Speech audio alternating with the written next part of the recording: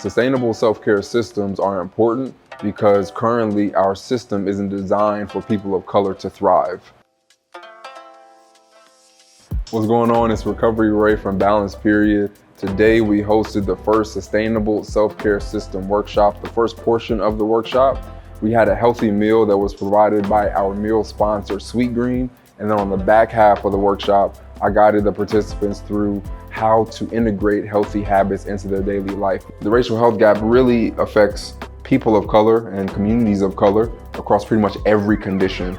We're disproportionately impacted in comparison to our white counterparts.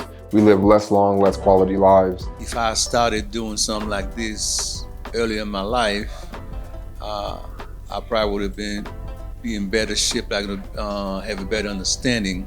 Just getting the information on the breathing techniques and just even what really is the goal setting for me.